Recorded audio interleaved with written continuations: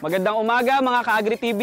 Ito uli si Rick Espiritu. At ngayong umaga, ibibigay ko sa inyo ang ilang tips at ang tamang pag-aalaga ng iyong pre-flight parrot.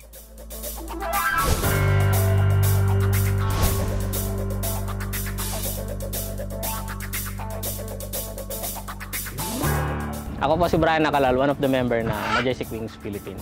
Ang pagtitrain ng parrot, depende naman sa approach mo, depende sa ibon at sa pag-uugali niya. Kinuha namin tong ibon is 1 month na siya. So, ibig sabihin nun, medyo may balahibo na siya. So, ito na siya ngayon, malaki na siya. From 1 month, tinitrain ko na siya. So, ngayon, free flyer na siya. Siguro, nagtataka kayo kung bakit. Siyempre, pinapalipad namin sa wild, tapos bumabalik sa amin. Sistema kasi namin is from chick pa lang, 3 to 4 weeks old. Sa amin na siya kumukuha ng source of food. Notoring na parents na kami na ito.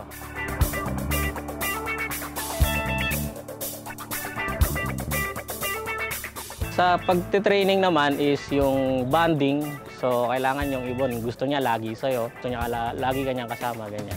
So, may mga times na ibon na nagpupuno siya, minsan nawawala. Siguro, iba-ibang kasing factors yan. One of the factors is kulang sa bonding. Yun nga, kailangan bonding yung ibon na talagang sa'yo talaga ang punta niya, ikaw lang talaga ang kilala niya. Ang isa pang factor is meron talagang ibon na talagang pambahay lang talaga. Hindi mo sila mapipilit na ganito eh.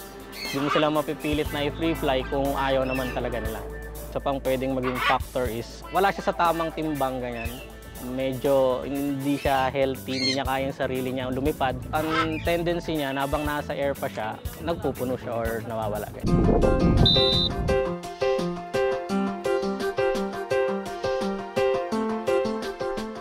So, bago nyo paliparin yung ibon, dapat titingnan nyo muna siya kung healthy naman siya. Nasa iyo naman yan, kung yung whole week na yun, kung maganda naman yung diet niya at wala namang problema, pwede nyo siyang paliparin. Iba-iba kasi yun may mga ibon kasi na nasa biyahe pa lang, na-stress na. Nagpo-fluff yung feathers nila, umaangat. Ito naman sila, nagto-toe tapping sila. So, one of the symptoms yun na stress sila sa biyahe. So, ang tendency na mas maganda, huwag nyo na lang siya paliparin kasi mas malaki yung chance na mawala. Ganon, magpuno. So, isa pa is, ito, meron kaming ginagamit na pito. Kumbaga, pag pumito ka, ang nasa utak ng ibon nun is merong silang reward. Pwede mo silang bigyan ng seeds, pwede mo silang bigyan ng formula. So, kapag pinalipad nyo siya, kumbaga nasa air na siya, kumbaga malayo-layo na siya sa air eh. Kapag pumito ka, ang ibig sabihin sa kanila nun is, oops, diyan ka lang, hindi ka na pwedeng lumayo, balik ka na rito, gano'n.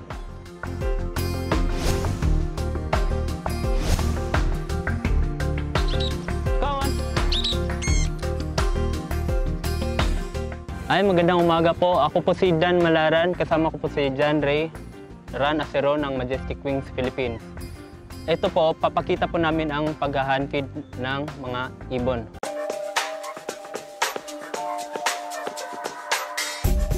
Bali, ganito po, yung pag-hand feed po, isa pong isang paraan para magpakain, tas sa kasamang training sa ibon mo para mag-recall. Bali, source ng pagkain niya, tapos yung isa rin, pwedeng pang training niya. Para ready sa mag-free flight, dapat recall muna.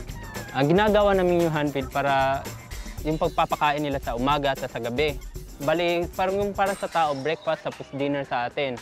As part of training po nila, importante po yung hand feed, lalo na sa mga baby, kasi sinasanay sila sa pag-hand feed para ma-recall. Sa tuwing nakikita nila yung pag-hand feed mo, parang nagiging recall na nila yun. Pag nakikita nila yung pagkain, pwede mo sabayan ng pito or kundi tawagin mo pangalan nila para lumapot sa'yo or lumapit sa'yo. Come on! George! Come!